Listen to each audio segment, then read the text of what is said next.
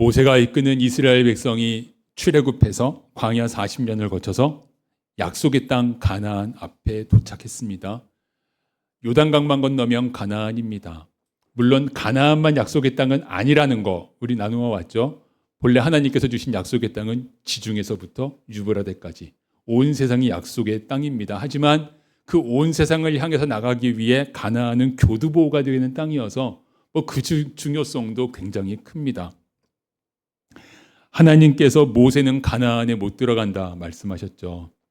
자, 모세는 이제 곧 이 땅에서의 삶을 마칠 것입니다. 그런데요, 모세가 이스라엘 백성을 보면 이 목이 곧은 백성이에요.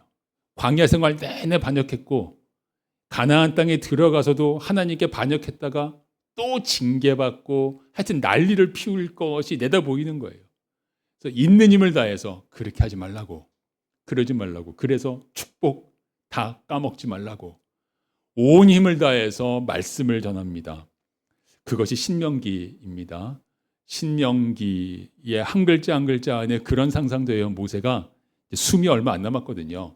기력은 정정하지만 날짜가 얼마 안 남았어요. 얼마 안 남은 그 숨에 모든 것을 한 글자 한 글자에다가 다 담아내면서 온 힘 다해서 전한 하나님의 말씀이 신명기다. 이렇게 볼 수가 있겠습니다. 그 가운데에서 추수와 관계에서 주신 말씀이 있어요. 그 추수와 관계된 말씀, 2절 말씀을 같이 읽을까요? 내 하나님 여호와께서 내게 주신 땅에서 그 토지의 모든 소산의 만물을 거둔 후에 그것을 가져다가 광주리에 담고 내 하나님 여호와께서 그의 이름을 두시려고 택하신 곳으로 그것을 가지고 가서, 그러니까 성전으로 가지고 예물을 가지고 가는 거예요. 이 말씀 어떻게 들리세요? 와, 추수해서 수확물 전부 다 가져가는 건 아니고요. 다른 본문들을 참고하면 가장 좋은 걸 가려 뽑아서 가지고 갑니다. 감사가 충만하고 은혜 충만할 것 같죠. 같죠라고 하는 건 안 그럴 수 있다는 것을 내포하고 있죠. 안 그럴 수 있습니다. 자, 여러분 이 속으로 들어가 볼게요. 우리 희내니 성도님들과는 지금부터 나누는 내용 두세 번 이상 나눈 적이 있어요. 가나안 땅에 들어가서 정착하자마자 한 1, 2년 정도 지났을 때라고 상상해 보죠. 1, 2년 정도 지났을 때 꿈에 그리던 땅이에요.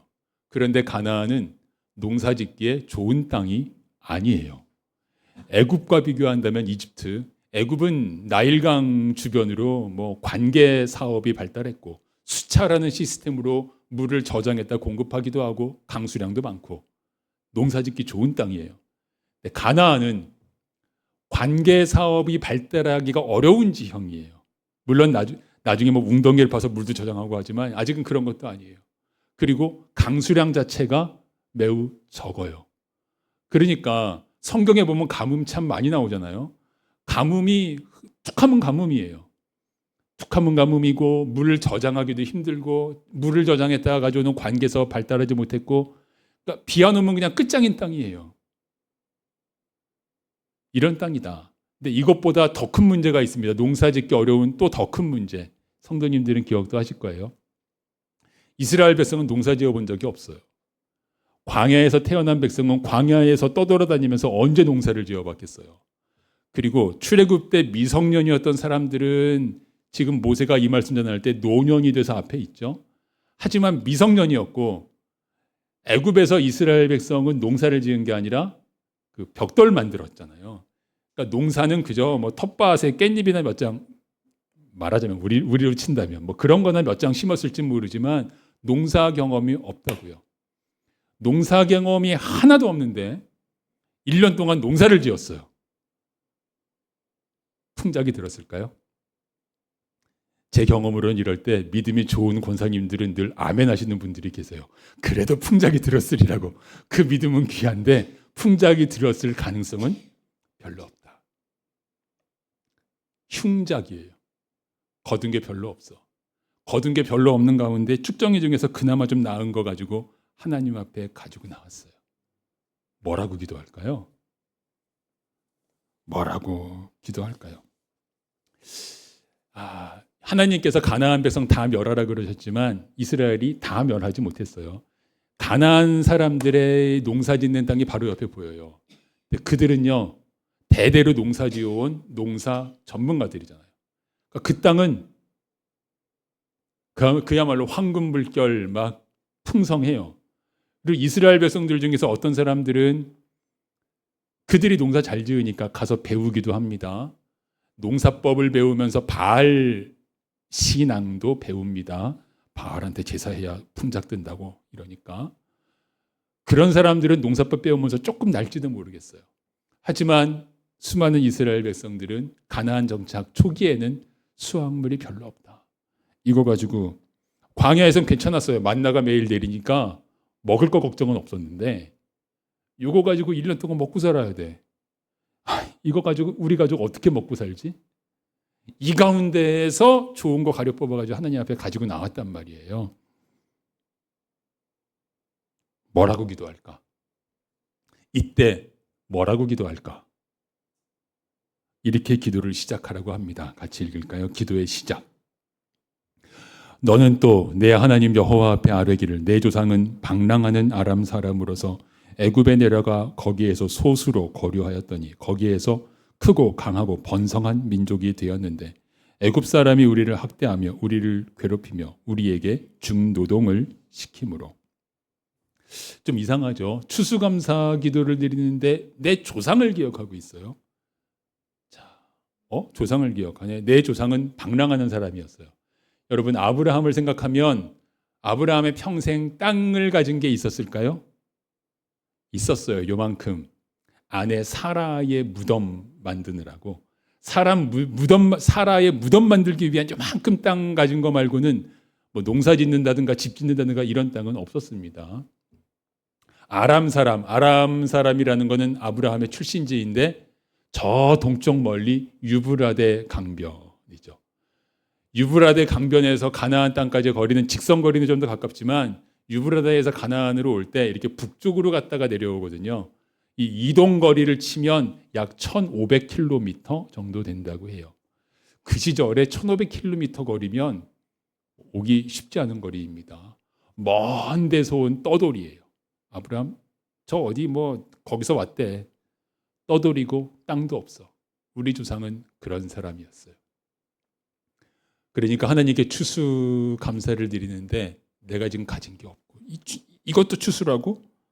그런데 근데 하나님 우리 조상은 그런 사람이었어요.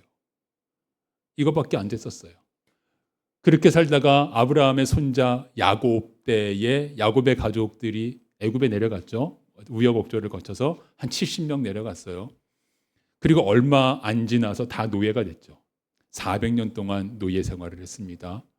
강제 노동을 하는 노예 생활을 했습니다.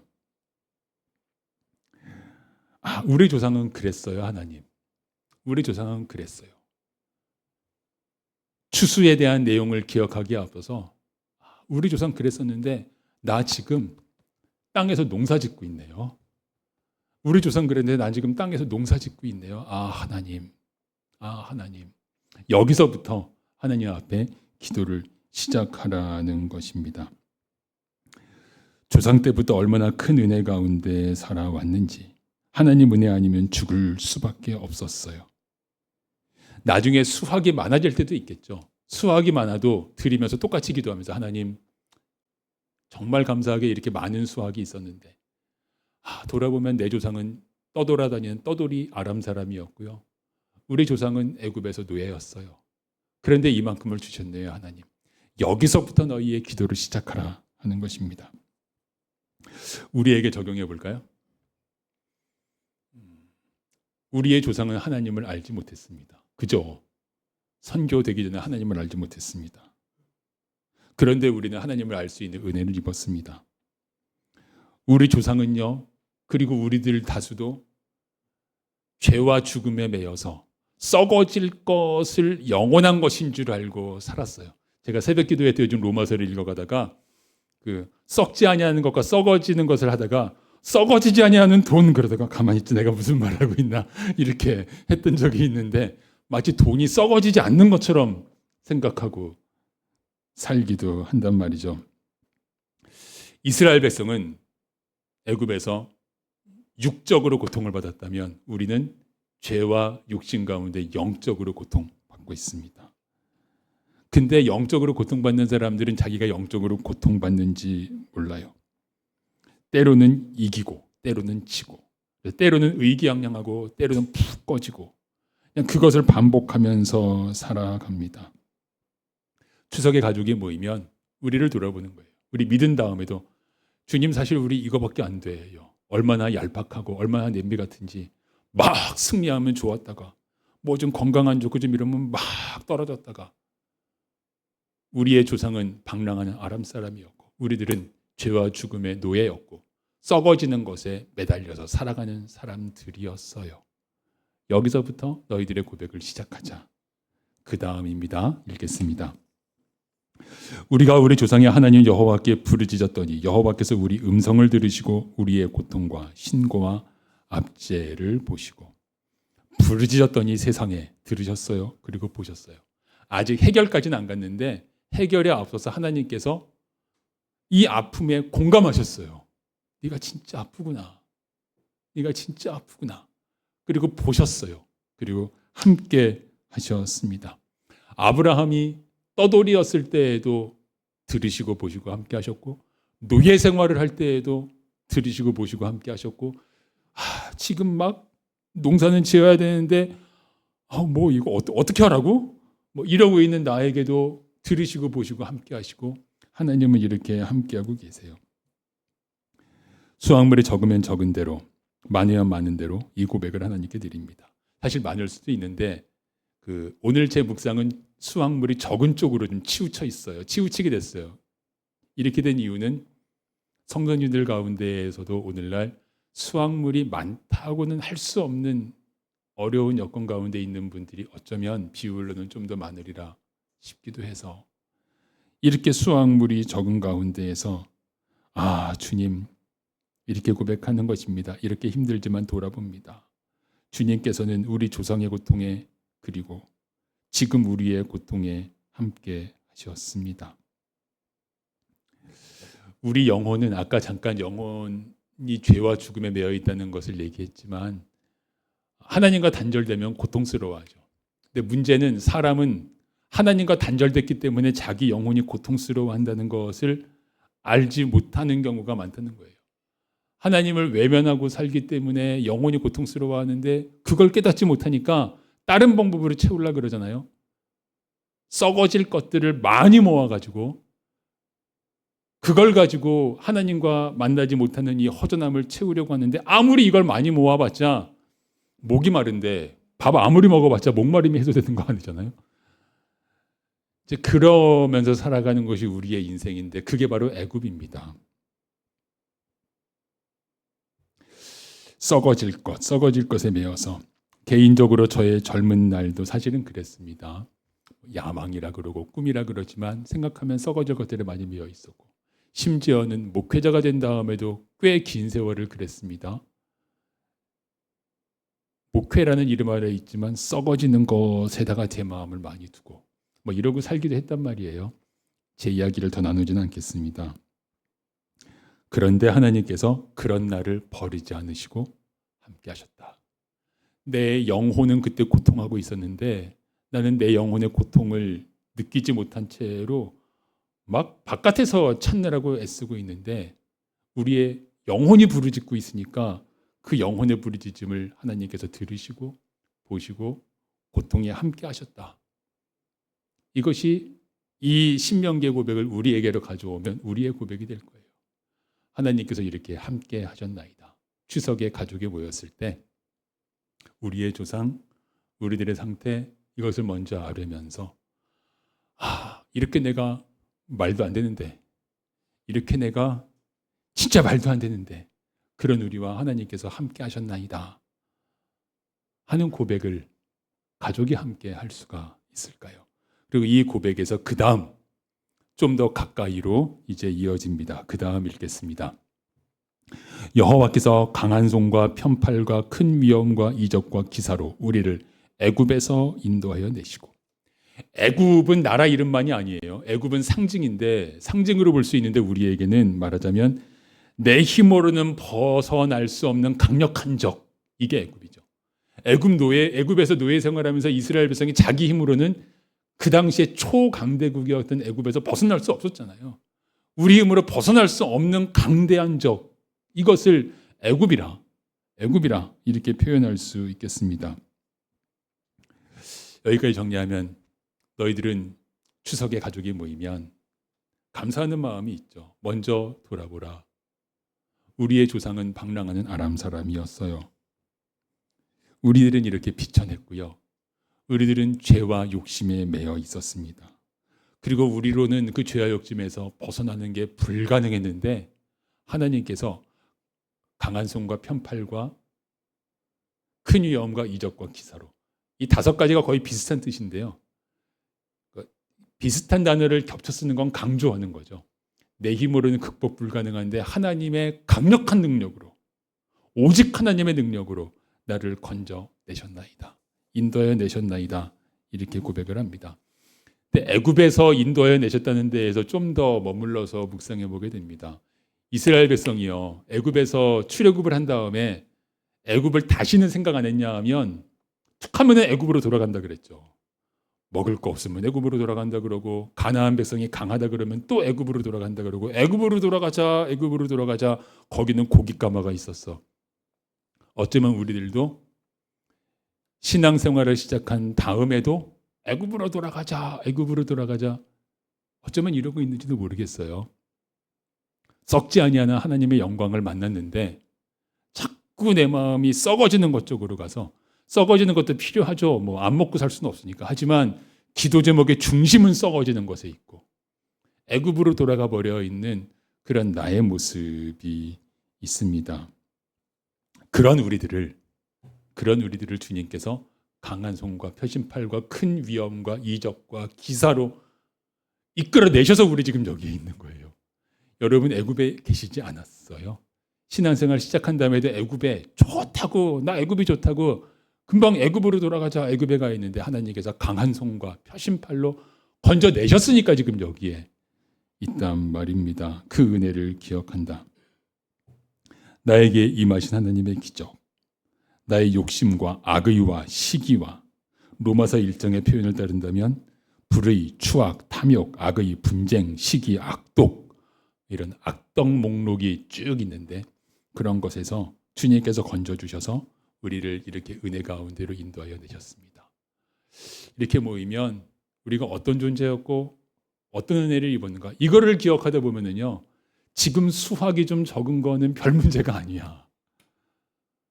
그래도 먹고 살기 힘들어요. 그래도 이 큰 그림으로 너희들을 인도하신 하나님의 은혜를 먼저 기억하자꾸나. 이 지혜를 하나님께서 모세를 통해서 이제 가나안에 들어가는 백성, 농사 기술 없이 이거 기후도 안 좋은 땅에서 농사 지어야 되는 백성, 그 백성에게 주신 믿음의 고백입니다. 자, 이어지는 고백 계속 읽겠습니다. 읽을까요? 이곳으로 인도하사 이 땅 곧 젖과 꿀이 흐르는 땅을 주셨나이다. 여호와여, 이제 내가 주께서 내게 주신 토지소산의 만물을 가져갔나이다 하고, 아까 우리 앞에서도 보았지만 토지소산의 만물을 드리는 마음이 감사만은 아닐 수도 있어요. 그리고 공감 안 가는 내용이 있죠. 젖과 꿀이 흐르는 땅이에요.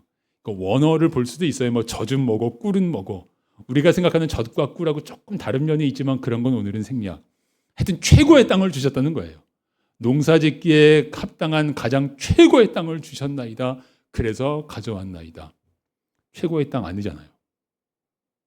거짓말이니까. 그냥 그렇게 말하는 거야 다. 이러고 지나가면은 신앙이 자라나질 않아요. 그냥 그렇게 말하고 지나가는 거지 뭐. 원래 그런 게 어디 있어요. 최고의 땅 아닌데 젖과 꿀이 흐르는 땅이라고 도무지 나는 생각이 안 되고 수학 띄우고밖에 안 되는데 젖과 꿀이 흐르는 땅이라는 게 말이 안 되는 것 같아요. 우리도 마찬가지죠. 여러분이 살아가는 삶의 형편이 진짜 젖과 꿀이 흐르는 가운데 살고 계세요?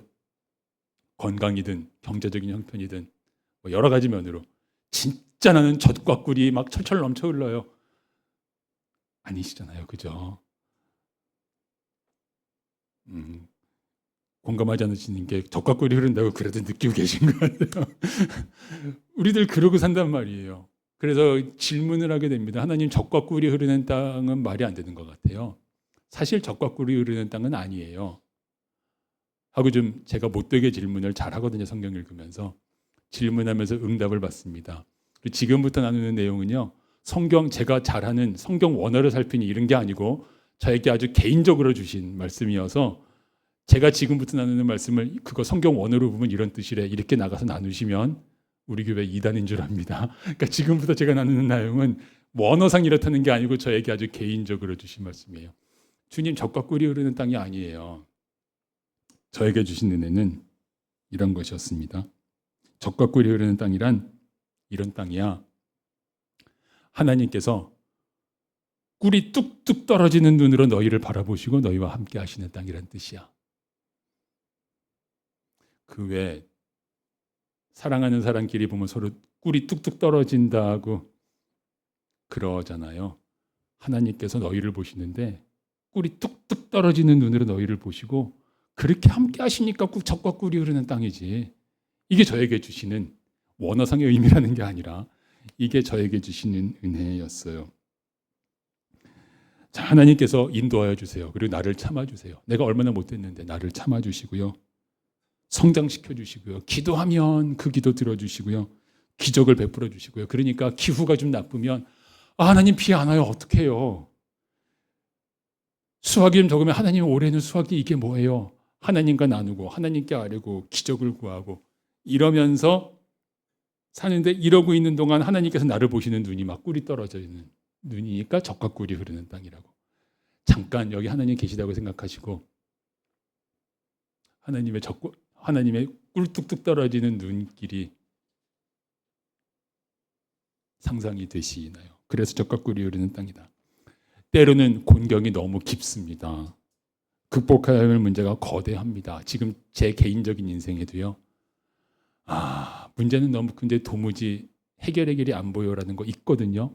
여러분도 있으시잖아요. 하지만 포기하지 않고 하나님께 구하면서 힘을 씁니다. 비옥한 땅, 어려움이 없는 땅이라서 풍작 거두는 게 아니잖아요. 우리 인생이. 비가 오지 않아서 애타는 마음으로 기도하고 이렇게 하면 될 것 같은데 했다가 또 시행착오 하고 시행착오 100번도 하고 그러는 가운데 하나님께서 지혜를 주시고 기적을 주시고 우리 그러고 살잖아요. 하나님과 교제하면서 그게 젖과 꿀이 흐르는 땅이다. 애굽처럼 막 수차로 물대고 이 땅이 젖과 꿀이 흐르는 땅이 아니고 이게 젖과 꿀이 흐르는 땅이다 하고 맞습니다. 성경에 그 과정을 거치는 믿음의 사람들이 가득하지 않습니까? 여호수아가 전쟁하다가 백성을 이끌고 나가 전쟁을 하다가 해가 지는데 해 지면 안 되겠으니까 하나님께서 태양도 멈춰주셨어요. 물이 없으니까 바위를 깨고 물도 솟아나게 하셨어요. 난 가만히만 있은 거 아니죠. 전쟁을 하다가서 힘을 다하는데 도무지 안 될 때 그런 기적까지 베풀어 주시는 그 믿음의 사람들의 애씀과 시행착오와 기도와 그에 대한 응답과 하나님의 꿀뚝뚝 떨어지는 눈과 이 기록이 성경에 가득하고 그래서 우리가 사는 믿음의 땅은 그 자리는 젖과 꿀이 흐르는 땅이다. 이렇게 젖과 꿀이 흐르는 땅을 살아가면 사람은 자기 혼자 가지지 않게 됩니다. 젖과 꿀이 흐르는 땅을 살아가면 나누게 되죠. 그리고 이 나눔이 바로 그곳이 젖과 꿀이 흐르는 땅인 또 하나의 이유입니다. 여러분께 주보에 가지고 있는 그 제목 말고 오늘 제목을 젖과 꿀이 흐르는 땅 이렇게 바꿨는데 젖과 꿀이 흐르는 땅, 우리가 사는 곳이 젖과 꿀이 흐르는 땅인 또 하나의 이유, 나눔 때문입니다. 이렇게 나누라고 하세요. 이어지는 말씀 읽겠습니다. 너는 그것을 내 하나님 여호와 앞에 두고 내 하나님 여호와 앞에 경배할 것이며 내 하나님 여호와께서 너와 내 집에 주신 모든 복으로 말미암아 너는 레위인과 너희 가운데 거류하는 객과 함께 즐거워할지니라. 레위인은 가난해요. 왜 가난하죠? 땅이 없으니까. 사실 땅이 없어도 성전 섬기면서 성전 섬기는 데에서 이렇게 사례를 받으니까 백성들이 헌금을 충분히 내면 레위인들 안 가난할 수도 있지만 백성들이 헌금을 충분히 내지 않으리라고 거의 확신하고 있는 것 같아요. 모세가. 레위인들은 가난해. 객, 이방 나그네들이니까 가난해. 그들과 나누라. 나눔이 있으니까 젖과 꿀이 흐르죠. 안 그러면 다른 나라 같으면 굶어 죽었을 텐데 그런데 이 나눔이 있으니까 여긴 또 젖과 꿀이 흘러. 이것에 대한 이어지는 말씀이 12절입니다. 12절도 계속해서 읽습니다. 셋째 해 곧 11조를 드리는 해 내 모든 소산의 11조 내기를 마친 후에 그것을 레위인과 객과 고아와 과부에게 주어 내 성읍 안에서 먹고 배부르게 하라. 11조를 3년에 한 번씩 낸다는 뜻이 아니고요. 성경에 11조가 하나가 아니에요. 매년 내는 11조가 있고 3년마다 한 번씩 내는 11조가 또 있어요. 이 3년마다 한 번씩 내는 11조는 구제를 위한 11조예요. 그러니까 11조가 딱 10%가 아니라 구약 기준으로 봤을 때 11조는 약 13.3% 되겠죠? 이 3년에 한 번씩 내는 걸 이게 세수로 이렇게 3년으로 평균하면 3.3% 될 거 아니에요. 그러니까 구약의 11조는 13.3%쯤 된다. 딱 10%가 아니다라는 거 알 수 있는데 구제를 위한 11조를 드리는 해 너희들이 그것을 충분하게 내어서 그것을 나누라. 누구와? 레위인, 객고와 과부. 자기의 게으름이나 능력 부족 때문에 곤궁해진 사람들이 아니에요. 사회적인 조건 때문에 아니면 천재지변 때문에 뭐 아버지가 돌아가셨다든가 그런 것 때문에 먹고 살기 어려워진 사람들이에요. 그들과 함께 나누라. 그들과 함께 그들을 배부르게 하라. 그러니까 이곳은 젖과 꿀이 흐르는 땅입니다. 추석에 같이 모이면 하나님 앞에 고백하는 거예요. 우리가 모이는 이 자리, 믿음으로 모이는 자리가 젖과 꿀이 흐르는 땅이지. 왜냐하면 지금 우리들 각자 거두는 게 적고 다 어렵지만 이런 은혜가 있으니까. 그래서 이렇게 정리를 해봤습니다. 농사짓기 힘든데, 우리 살기 힘든데 우리가 믿음으로 사는 곳이 젖과 꿀이 흐르는 땅인 이유. 그 다음 부분은 이렇게 글로 쓰기가 좀 그런데 뭐 어때요? 우리끼리 주께서 꿀 떨어지는 눈으로 이 부분 얘기할 때는 웃으실 줄도 알았는데 별로 웃진 않으셨어요. 주께서 꿀 떨어지는 눈으로 우리와 함께 하셔서 첫째, 해결 불가능했던 문제들을 해결해 주시는 기적이 계속되고 있어요. 애굽에서 끌어내 주셔요. 농사 지을 수 있게 하시고 둘째, 수확이 적지만 함께 나눌 수 있어요. 셋째, 이 셋째는 오늘 본문에 정확히 나와 있진 않는데 신명기 오늘 본문 전체 속에 당연한 전제로 깔려 있는 거예요. 그냥 이 땅에서 농사 짓고 그 다음에 농사 풍작 거두고 또 서로 나누고 이거에 끝나는 게 아니라 왜 그렇게 하냐고. 유브라데까지 사는 모든 민족이 그렇게 살도록 유브라데까지의 온 땅이 젖과 꿀이 흐르는 땅이 되도록 하는 꿈을 이미 하나님께서는 심어주신 바가 있고 그 꿈이 숨쉬고 있으니까 그 꿈으로 살고 있으니까 꿈꾸는 사람은 배고프지 않다? 뭐 이렇게 말할 수 있겠는데 이곳은 젖과 꿀이 흐르는 땅입니다. 사랑하는 성도 여러분, 우리의 삶이 힘들죠. 힘들지만 우리가 사는 이곳이 젖과 꿀이 흐르는 땅인 이유, 이거 맞습니까? 잘 모르시겠으면 분명히 말씀드립니다. 맞습니다. 하나님께서 꿀 떨어지는 눈으로 우리를 바라보셔서 이와 같은 은혜가 있는 자리. 하나님의 기적, 우리의 나눔 그리고 꿈. 추석을 맞이합니다. 추석을 젖과 꿀이 흐르는 땅에서 맞으시기를 축복합니다. 기도하겠습니다.